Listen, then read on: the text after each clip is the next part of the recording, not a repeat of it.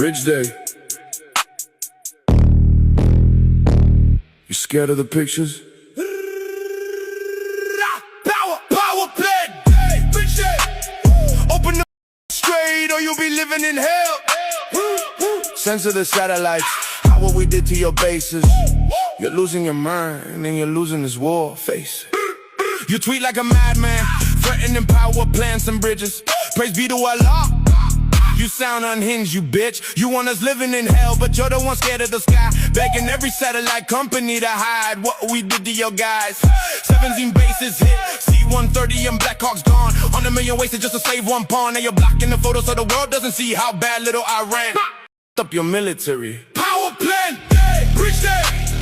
Open the straight or you'll be living in hell. Censor the satellites. How what we did to your bases.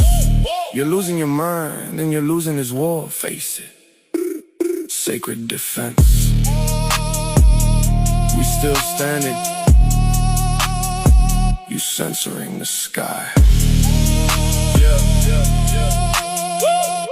Yeah, another one.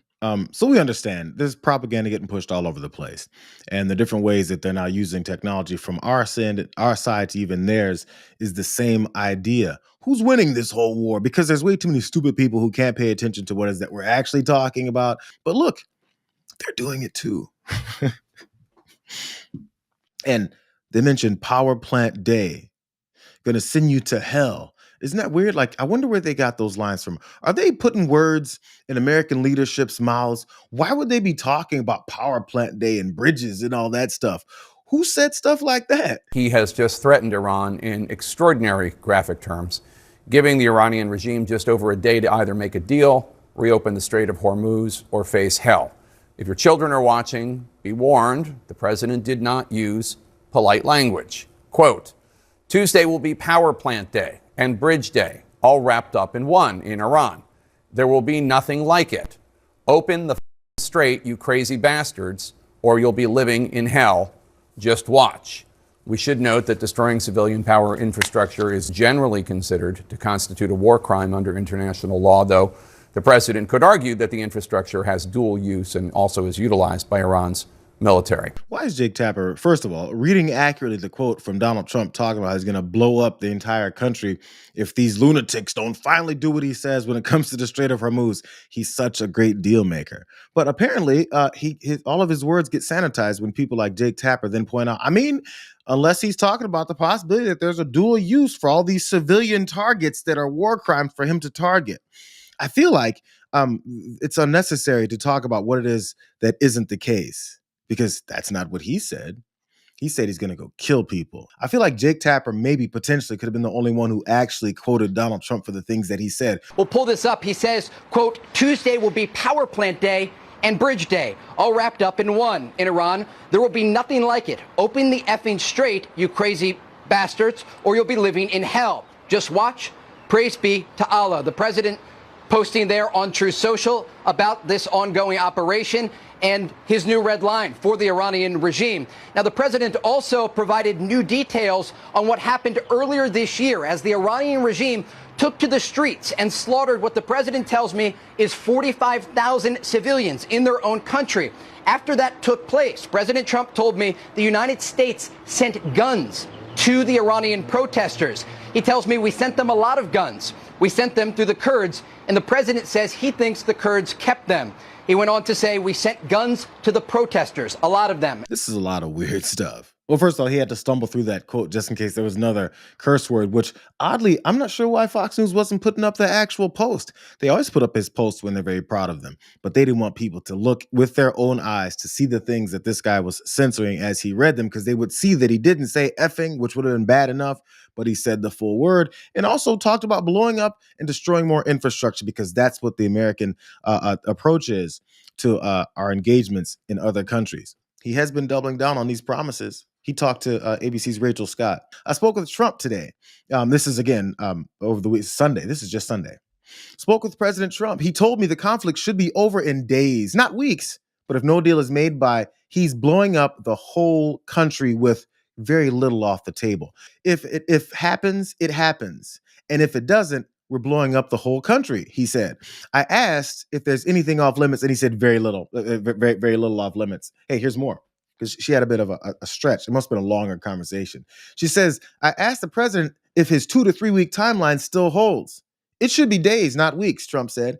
It should be wrapped up in days because no sane group of people could stand the punishment that's going to rain down on them if it's not. He also said, I don't think it's necessary, but I don't rule anything out as far as getting ground troops, American ground troops, to come in and take part in his ego war. We'll see how that goes. More. When I asked the president about his comments to Fox that there could be a deal tomorrow, that being today, Monday, he said he didn't know if there would be, saying, I have no idea with these people. There could be a deal, and there could also not be a deal. I don't know. I have no idea with these people. They're getting the shit beat out of them. And that's all I can tell you. There's been no country that's ever taken a pounding like that. It led me to this, though. Remember, one of the biggest cheerleaders of all this is Lindsey Graham. Lindsey Graham goes on Fox News all the time, spittles, cries, screams, his eyes get bloodshot when he thinks of the promise of killing more brown people that he thinks are lesser than him. Here he is with a brown drink. I mean, I guess we can call it a golden drink that's in his hand. And he was asked about which wars he's all about getting involved in. Senator. Buddy, how you doing? How you doing? Is there a foreign war you don't support?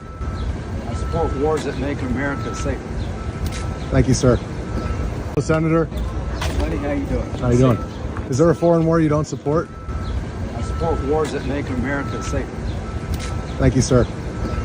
Had to play it twice just in case you didn't see him, even as he was asked a question and he kind of had a tilt to that left foot. He's like, ooh, let me hold on now. Let me give you pounds. Before he jumped back into his the car. At least he had someone driving, unlike Tiger Woods. And he had his road Coke in his hand. I don't know. Maybe it was apple juice, bro. Maybe it was champagne. Maybe it was wine. Who knows? You never know what it got. Maybe it was a light beer. Maybe it was a Michelob Ultra. Who knows? I'm not sure what state he was in or whether or not, having road Cokes on the road is one of those things that's legal.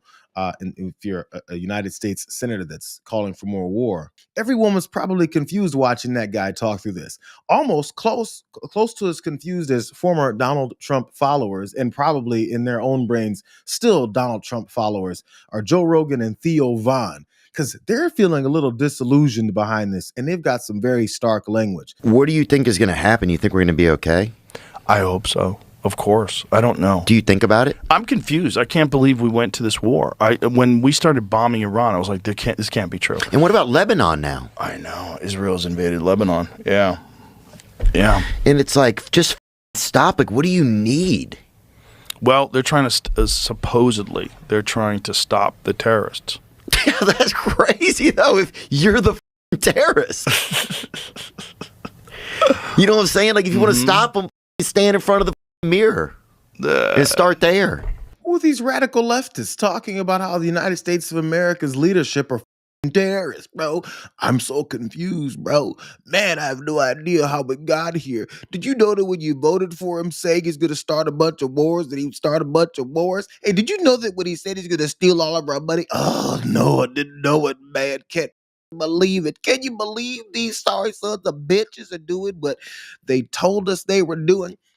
I thought I was against a bunch of trans folks and then green-haired liberals. Why are these dumb even considered anybody that anyone should ever listen to? I mean, I do understand the answer, because a bunch of dumb who listened to them are trying to figure out why they ever listened to these idiots.